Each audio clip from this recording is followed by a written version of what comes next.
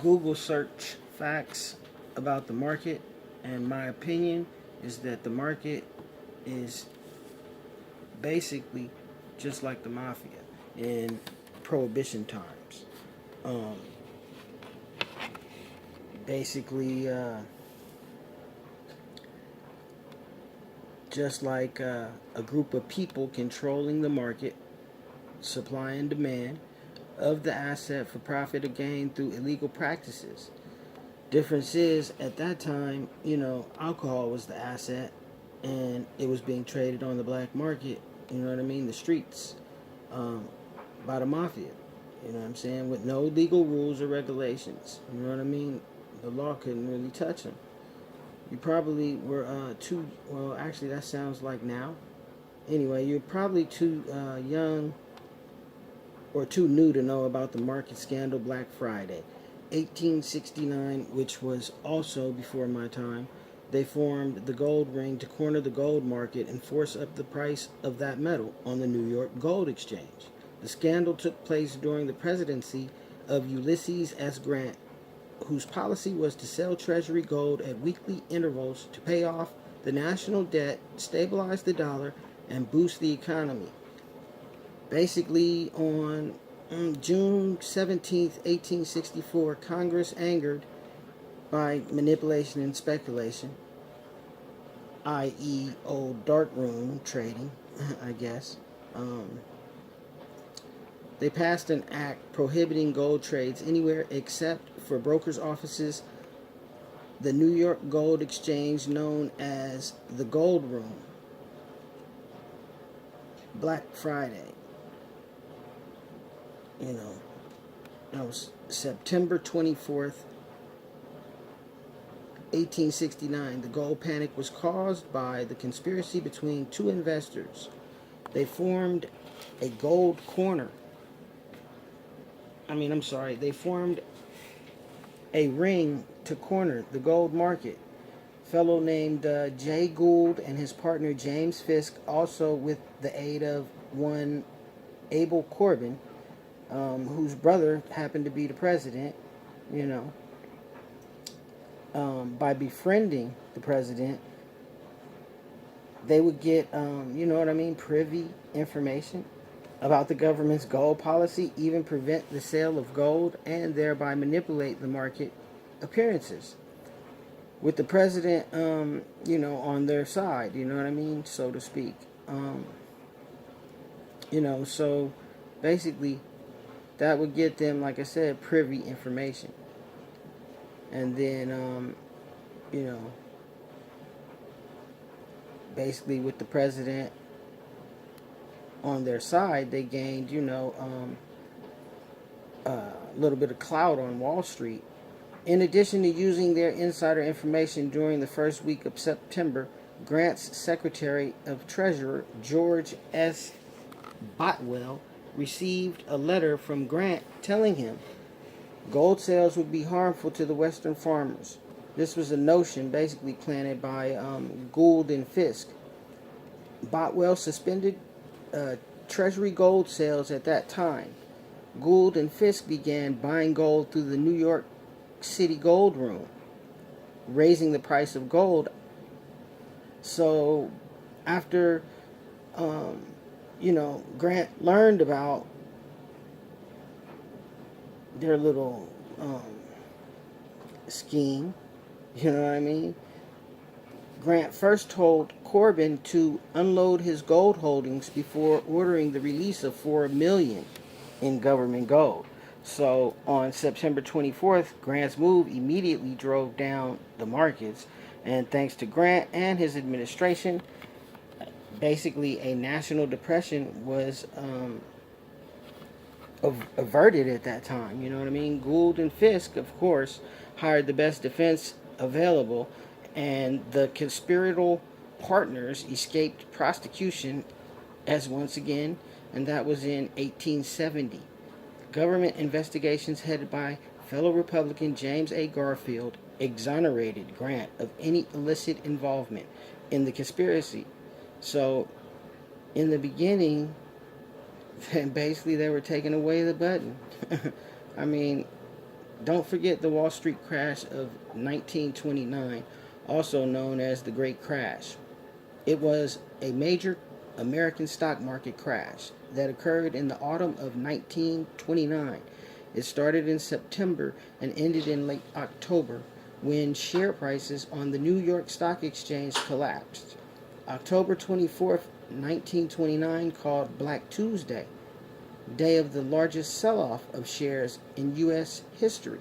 Panic selling began. Many stocks had been purchased on margin. As a result of that, the price declines forced investors to liquidate their holdings, exacerbating the fall and price rapidly. Best explanation: Black Thursday refers to Thursday, October 24th, 1929, when the Dow Jones Industrial Average plummeted drastically as soon as trading opened. Panic selling, nervous investors began selling overpriced shares in masses. The stock market crashed.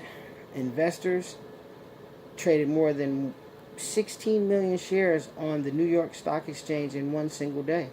The crash, which followed the London Stock Exchange's crash on September signaled the beginning of the Great Depression. Basically, explanation: fears of excessive speculation by the Federal Reserve.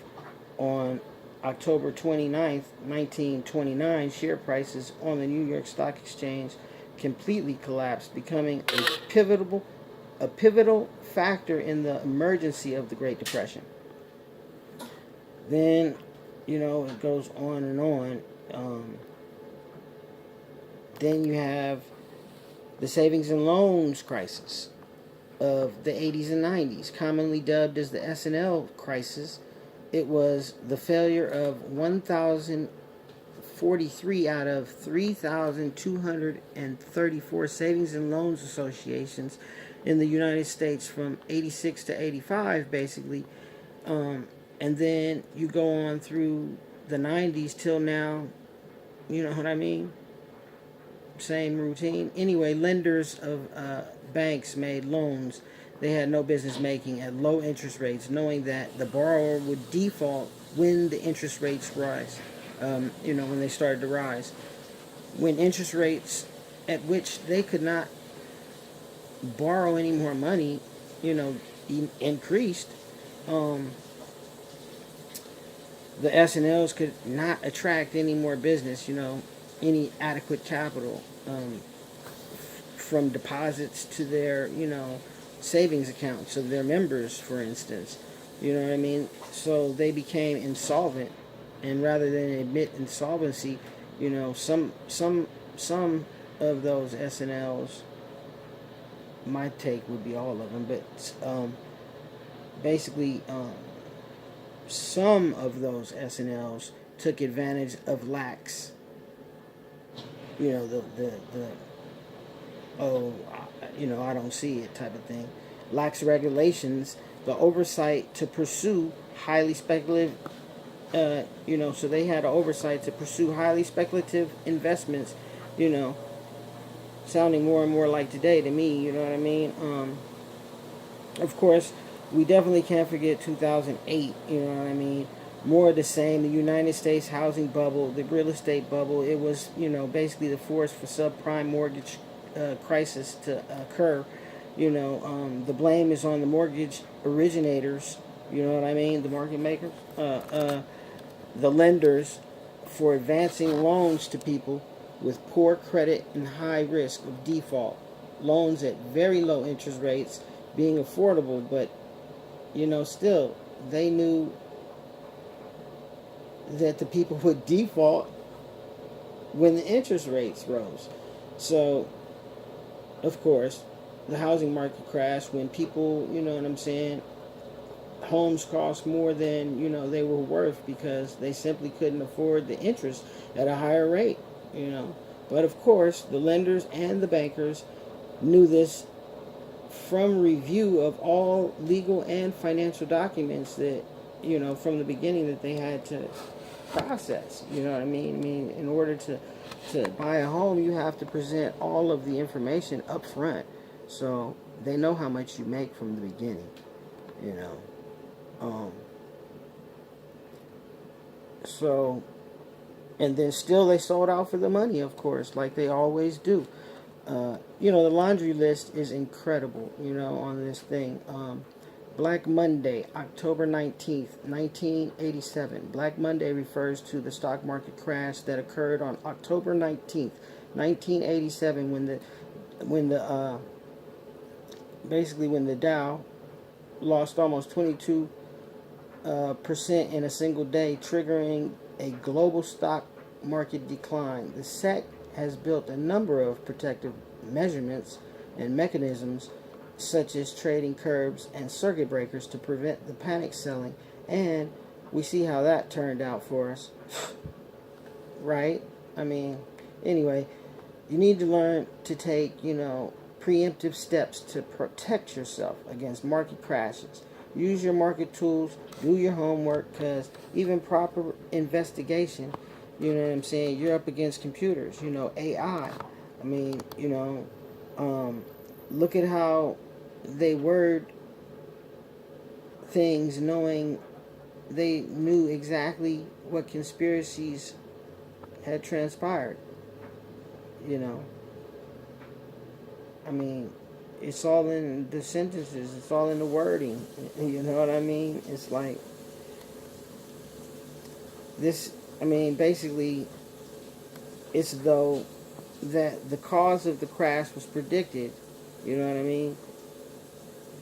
It's like, you know, it's all predicted and precipitated by computer programming. You know what I mean? Driven trading models that follow a portfolio insurance strategy, as well as investor panic kicked in. So, you know what I'm saying? People started dumping, you know, just like they will do when the panic kicks in. In 2008, with the Bear Stearns Company, the investment bank that, you know, its failure were capital markets and investment banking, wealth management, and global clearing services. You know what I mean? They folded, you know. It was heavily involved in subprime mortgage crisis and, you know, basically in the mortgage crisis. You know, they were doing those fraudulent loans. And basically recession subsequently, through recession, subsequently, it was sold to guess who?